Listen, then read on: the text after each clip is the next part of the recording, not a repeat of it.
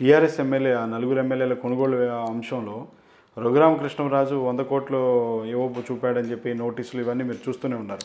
కానీ చాలా కామెంట్స్ ఏంటంటే మొత్తానికి ఆంధ్రాలో రాజకీయం చేసుకోకుండా తెలంగాణలో వీళ్ళందరినీ కొనే ప్రయత్నం చేయటువంటి ఇదంతా కూడా బీజేపీ ఆడిస్తున్నటువంటి నాటకంలో భాగమే అనేటువంటి ఒక వ్యాఖ్యలు కూడా వస్తున్నాయి.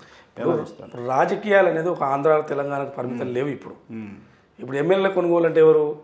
బిఎల్ సంతోష్ కాడి నుంచి మొదలు పెడితే తుషార్ వరకు నోటీసులు అందినాయి.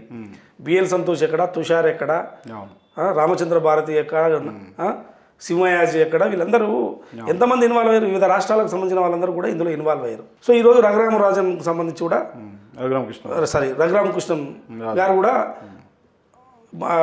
అక్కడ ఏపీలో ఎంపీ, లోక్సభ ఎంపీ, ఆయన కూడా ఏదో 100 కోట్లకు సంబంధించి నేను అరేంజ్ చేస్తాను అనే దాని మీద ఆరోపణలు వచ్చినాయి. నిజమా కాదా అనేది ఆరోపణలు వచ్చినాయి. సో ఆ ఆరోపణలు వాళ్ళకి ఏదో ఆధారం, సిట్కు దొరికిన ఆధారాల ప్రకారం ఆయన కూడా నోటీసులు ఇచ్చి మీరు కూడా హాజరు కావాల్సిందని చెప్పి ఆయనకు చెప్పారు. సో ఆయన కూడా ఏముంది, నాకేం సంబంధమో మీరేందో మీ దగ్గర ఉన్న ఆధారాలు ఏదో చూపించండి, నాకు ఎటువంటి సంబంధం లేదు, నేను నిరూపించుకుంటే అంటే అయిపోతుంది.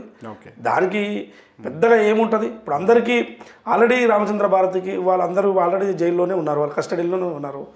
ఇప్పుడు బిఎల్ సంతోష్ గారిని రమ్మని చెప్తున్నారు. ఆయన ఒకసారి నోటీస్ ఇస్తే మళ్ళీ రాలేదు, మళ్ళీ రమ్మన్నారు.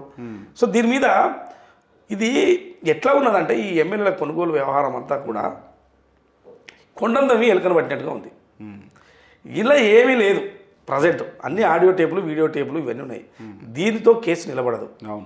పూర్తిగా మీరు ఎస్టాబ్లిష్, డబ్బులు దొరికి ఇవన్నీ దొరికి మీరు అది కూడా ఆడియో వీడియో టేపులలో దొరికినా వేస్ట్ అది.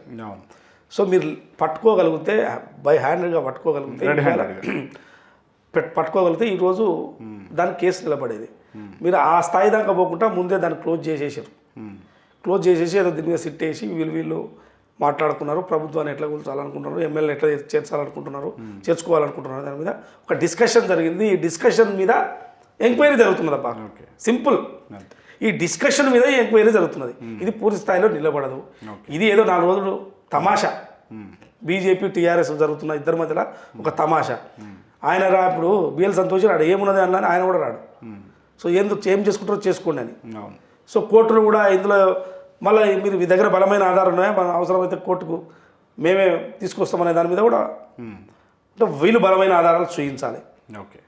అవి దొరకవు, ఈ కేసు నిలబడదు. 6 నెలల తర్వాత కేసు ఉండదండి. సింపుల్, ఈ ఎమ్మెల్యేల కొనుగోలు కేసు అనేది ఉట్టి కేసు, ఇది కనుమరుగైపోతుంది. దీంతో ఏమీ జరగదు.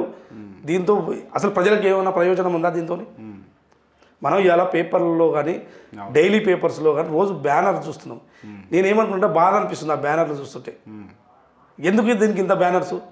ప్రజల సమస్యలు చాలా ఉన్నాయి, దాని మీద రోజు ఒక బ్యానర్ వేస్తే బాగుంటుంది అనేది నా ఉద్దేశం. ఈ ఎమ్మెల్యేల కొనుగోలు కేసు అనేది ఇది పూర్తి స్థాయిలో ఎస్టాబ్లిష్ కాదు. ఇది ఒక ప్రభుత్వ యంత్రాంగము దీని మీద ఒక టైం వేస్ట్ కార్యక్రమం. Thank you very much.